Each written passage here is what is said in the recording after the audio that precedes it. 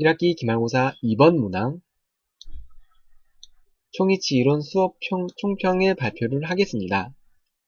수업 시간에 있었던 일을 한번 되새겨 봤습니다.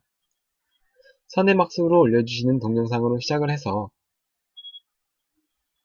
예습을 의무적이진 않지만 교수님이 시간을 내시려 올리신 동영상을 무심코 안 볼 수 없었고, 교수님이 올리면서 공지톡에 안 보시면 수업 시간에 장애가 될 수 있다 라는 말을 보며 볼 수밖에 없었던 선행학습 동영상, 학교에서 보는 게 아닌 지하철 타면서 보게 되었었고, 자지 않고 효율적으로 시간을 보낼 수 있었던 것 같습니다. 그리고 수업 시작하기 전 먼저 오셔서 유튜브에서 최신곡을 틀어주시며 분위기를 한껏 달아올려 주셨습니다. 젠틀맨 봄봄봄 헬로우 등이 기억에 남네요. 들으면서 요즘 가요에 뜨는 곡을 알 수 있었으며 나름 좋았습니다. 그 다음에 교수님은 웃음을 웃어보라는 명령을 하였습니다. 아침에 잡힌 수업이라 기분이 당연히 다운돼 있는 상태의 저희를 웃어보라고 시키며 웃어보았고 기분을 업되게 하셨습니다. 저는 안면 근육이 풀리면서 동공이 풀리게 되고 집중력에 도움을 주는 것 같아 괜찮았던 것 같습니다. 그 다음에 3분 스피치를 초반에 많이 권유하셨습니다. 주제를 잡고 기회로 3을 기회를 주셔 듣는 이는 타인의 삶을 느끼고 나와 비교해보며 내 자신의 부끄러움을 느끼고 나태해지지 말아야겠다라는 느낌을 받았습니다. 그리고 성공하는 삶에 대한 동영상도 틀어주셨습니다. 기공에만 얽매이기엔 청춘이 너무 아깝다. 여러분은 지금 기공이 전부인 것 마냥 죽으라 학교에서 남으며 과제니 뭐니 하며 그런데 너무 아깝다 라 하시며 교수님은 다녀오셨던 외국 풍경을 보여주고 외국에서 나가보라는 조언, 그리고 성공한 기공 선배님의 경험담의 동영상을 보여주시며 저희에게 비전을 전해주셨습니다. 화영구 소장님 동영상에서는 세상을 바꿔봐라, 몰입해라, 몰입하면 아이디어가 떠오른다 라고 하시며 뭐든 손에 쥐고 다니라 하셨습니다.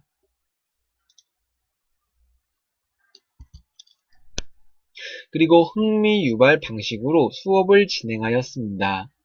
학우들과 고민할 시간을 주셔 흥미를 유발하게 되고 이유를 알았을 땐 머릿속에 기억에 남게 되는 수업을 하셨습니다. 정말 그런 수업 좋은 것 같습니다. 그리고 수업이 끝나면은 쓰라고 하시는 강의평가, 교수님이 철저히 수업 준비해 오시고 저희에게 평가받는 시간으로서 저희는 솔직한 마음을 갖고 뭐뭐 부분은 좀 미흡하지 않았나 하는 지적과 저 같은 경우 수업 시간에 배운 내용을 잊지 않기 위해 다시 정리해보는 시간을 가지는 시간으로 활용하였습니다. 좋았던 제도인 것 같습니다. 그리고 수업 시간에 찍은 풀 캠코더 비디오.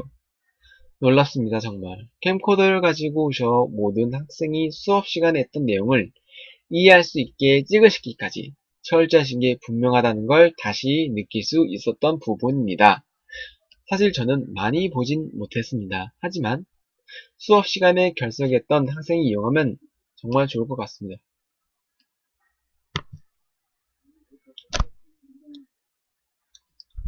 다음으로는 과제에 대해서 언급을 하겠습니다. 프레지로 학습한 내용에 대해 자신의 얼굴을 비치며 발표를 내주시는데 일주일에 한 번이라서 다행이라 생각이 아직도 듭니다. 함으로써 자료를 더 찾게 되고 발표를 하려면 뭔가 알고 입을 열어야 되니 교재를 읽을 수밖에 없었고, 교수님께서는 플래지를 과제로 내주시는 이유를 치과 의사와의 관계에서 물러서지 말라는 의도에서 자신의 설을 잘 전달하기 위해서라고 하셨습니다. 저는 그 말을 듣고 더욱 의욕이 생겼었는데요. 그런 속뜻이 있을 줄이야 라고 생각이 들었기 때문입니다.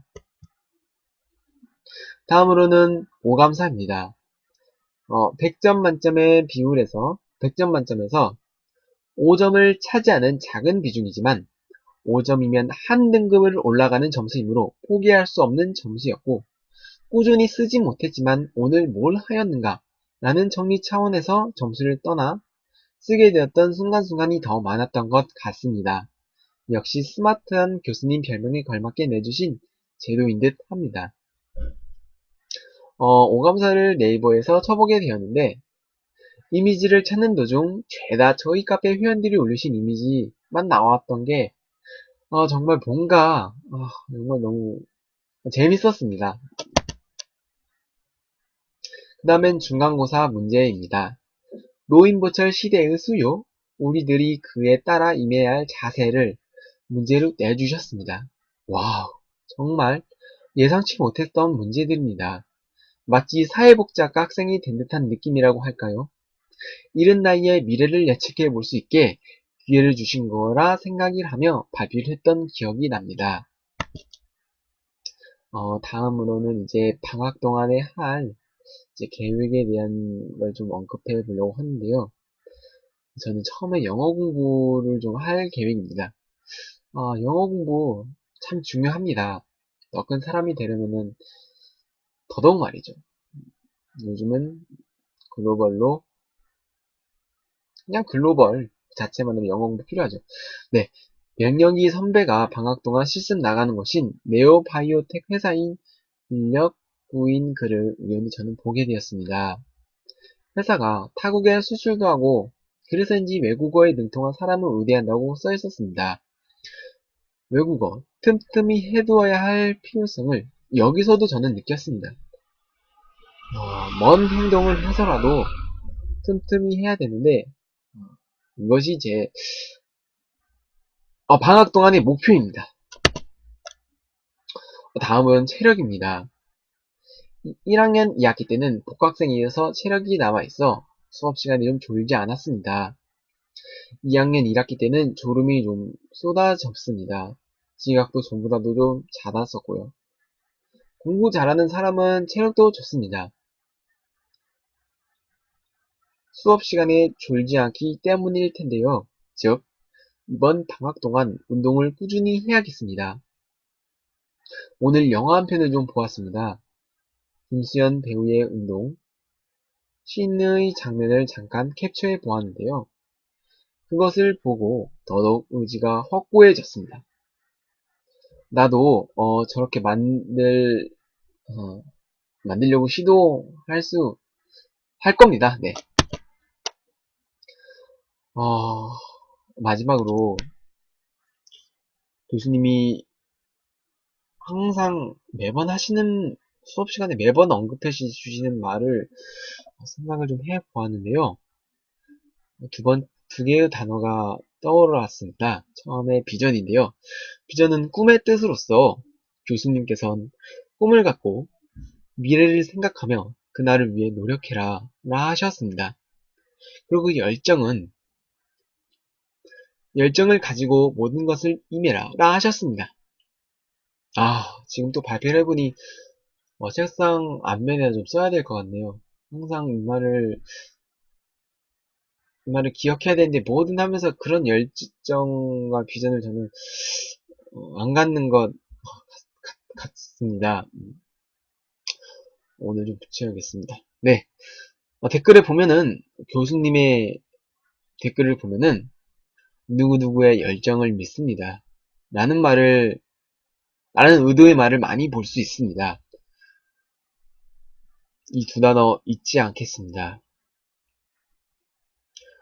교수님은 이번 학기에 신한대학교 총괄을 맡으시어 중한 직책을 부여받으사 저희를 소홀히 챙겨줄 수 있을 법하지만 매번 답글 적어주시고 수업도 철저히 준비하셔서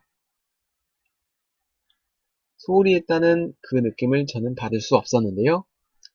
그 열정에 나는 학생인데 저만한 열정을 갖고 하루를 살았는가 라고 묻게 된다면은 고개를 들 수 없습니다. 교수님, 존경합니다. 2학기 때도 교수님께서 총이치 실습을 가르치실 텐데요. 사진을 동영, 실습하는 과정을 찍게 하심으로써 과제를 내주실 텐데,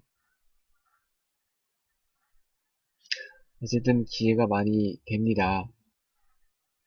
네, 이상 어, 이번 문항 발표 마치겠습니다. 미흡한 부분이 있다면은 지적해 주시면 감사하겠습니다. 감사합니다.